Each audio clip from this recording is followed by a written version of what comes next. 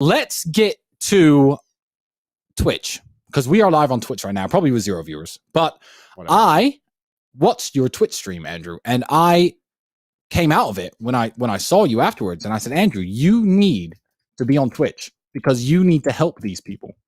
I think the people who you're actually talking to, Aiden Ross is pretty base, and I think he sees the light, and he needs some coaching. I'm happy to hang out with the guy. A few of the other people you were talking to, I think they're beyond fixing. But the fact that they command audiences of hundreds of thousands of young men who idolize them and wish to be like them, I feel like you need to be on Twitch, because I feel like this audience of lost young men who are going to grow up with bad, poisonous ideas need a voice like yours, maybe a voice like mine, that older brother kind of voice to talk to them and to tell them about how the world really works. So I don't remember the guy's name. Apparently he's super famous, but I watched this podcast. And am I right? This guy was saying, in hypothetical scenarios, you and your girl are upstairs in your house, someone breaks in, who goes downstairs to confront the burglars? He started coming up with hypotheticals that his girl was a super soldier and might be a better shot than him, and they negotiate who goes downstairs to confront the people who broke into the house. And like, Andrew, was that guy an actor? Was he an actor? Was he trolling you? Tell me, you spoke to the guy. I watched it. I thought he was making fun first. No, I'm going to survive. What, and let your woman die? Because I obviously have never broken into anyone's house, but if you understand what a house break-in is, they're breaking in to steal shit. If they're downstairs, they're coming upstairs, because that's where the good shit is.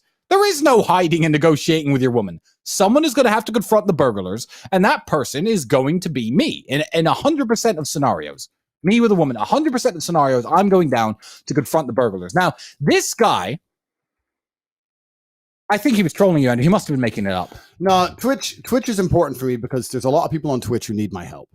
I'm sent from another dimension. I call myself Morpheus, saying I'm hacking the Matrix, but you can say it's the CERN wormhole, wherever you want to call it. It is the wormhole. I'm from another dimension, and I'm here to help the young men of the world. Good. It's amazing to me that young men will sit on Twitch and play video games all day long and spend all of their time trying to amass virtual currency so that they can spend that virtual currency becoming as big, strong, rich, important as possible. But in the real world, video games. In video games. But in the real world, they don't do the exact same thing. You're supposed to amass currency, and you're supposed to use your time cleverly to upgrade your character. IRL. Life is a video game. You don't need the games in and of themselves. And I have nothing against the guys I've been twitching with, but you're right. There's a very, very strange worldview where a man has no fundamental duty and no innate responsibility to defend a female who he loves in the event of a house break-in. Once you stand there and say, well, she might be a better shot to me, that is the biggest cop-out BS. Well, his girlfriend is not a police officer. She's a Twitch streamer. His girlfriend is not an army super soldier. She's a Twitch streamer. I Googled who his girlfriend was. Correct. And so why was he saying this?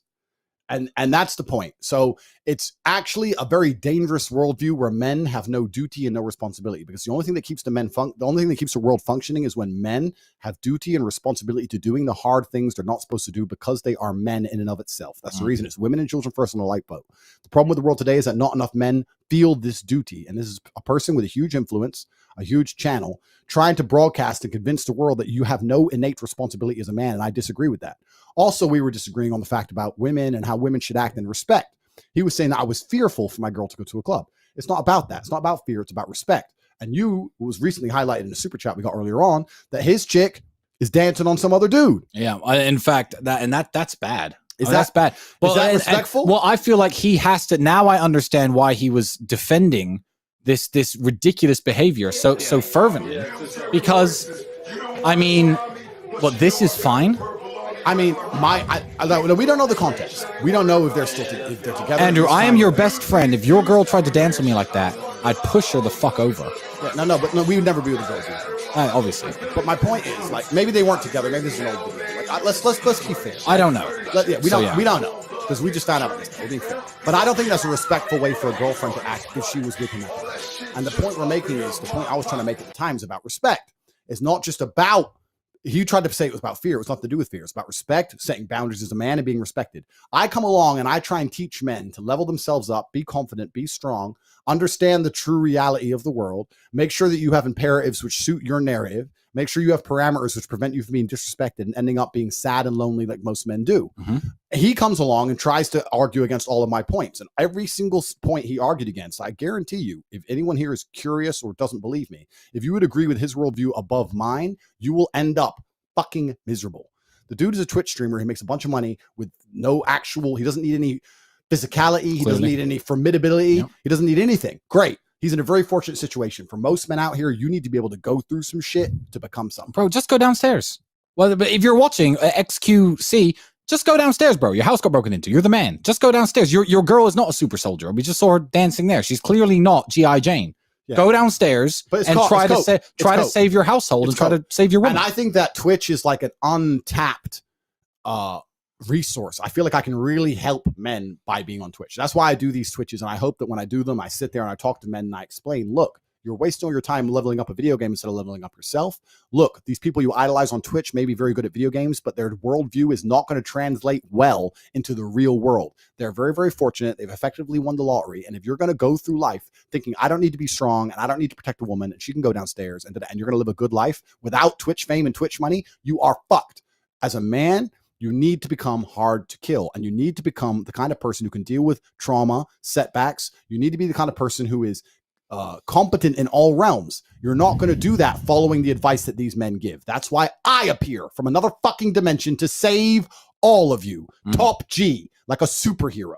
And when I was doing the Twitch streams, I was amazed. I was really amazed at the worldviews these men have. And if they weren't Twitch streamers, they would perpetually fail because you cannot be a successful man with their worldview. No, you can't. And and he probably has enough money to hire a bunch of security guards, and he'll never find himself in that situation. But the hundreds of thousands of people watching him, you know, he's living in America, saying, "Whoa, what kind of weird circumstance is that? Someone tries to rape your girl." Oh, what? You mean the country with the highest rape in the first world? Like, what kind of hypothetical situation is that? And you're not going to defend your woman? You're going to run away like a coward? That's never been who we are. That's never been who we are. So, I fought to defend you. When people try and start on you, I'll attack people. And you're my brother. I can't hang around with people with that mindset. The people you care about are always worth defending. And as a man, you have to do that. You have to do it. And it's actually quite telling because I'll make something. It's sad. It's sad. It's sad. What the problem is with a man, the problem is being a coward as a man makes you absolutely useless. You can be big and strong. Doesn't matter if you're a coward. You can be rich. Doesn't matter if you're a coward. I don't hang around with cowards. I don't hang around with cowards because cowards have no net benefit in an unfortunate situation. Why would you be friends with a guy when everything's going well? He can party in the club, drink bottles, fuck girls, everything's going well. But the second things go negative, he's going to allow you to die and he's going to run away. Why are you his friend? Fun. And I also made another point on these streams. I think it was on the Dave Portnoy BFF podcast I just did. I made a point. Birds of a feather flock together. The only people who roll with cowards are fucking cowards themselves. Yeah. Anyone who's a G rolls with Gs. If you come up on me and my team, we either all die or nobody dies. That's how it works. There is none of this shit. None of us are running away. We don't care if we're outnumbered. Don't care if you have weapons and we don't. We all die or nobody dies. Those 7 dudes who I attacked for sitting on the car, there were 7 of them. Like 3 of them froze in fear. Why are you not helping your boys out when Tristan Tate's punching them in the face? Like, I mean, I know you were in the wrong. Your friends were in the wrong sitting on my car, but like, you're just going to let your friends get sparked? I mean, I was ready to fight everybody. The dudes and promoting cowardice to the internet is something that's been happening for a long time. It's something he's doing, and I am the antidote. Yeah. So it's not cool. It's not cool. And he needs help.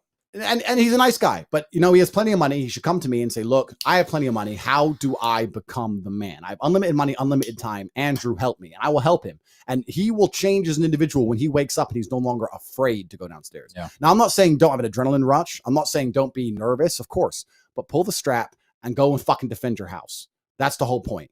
To be a man and sit there and start having a negotiation with your female about who a better shot is ridiculous. Yeah. And it's not even something you can half entertain. And I think the world knows that. The whole internet knows that. It's fine. But it's amazing that I've had to come from another dimension to point out the very fucking basics of masculinity. It's crazy. Yeah, it's insane.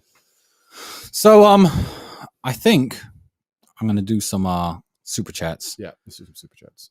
I hated the Aiden Ross stream. The other skinny dude had no arguments. I lost my father in 2014, but you reminded me of the attitude. I appreciate you guys.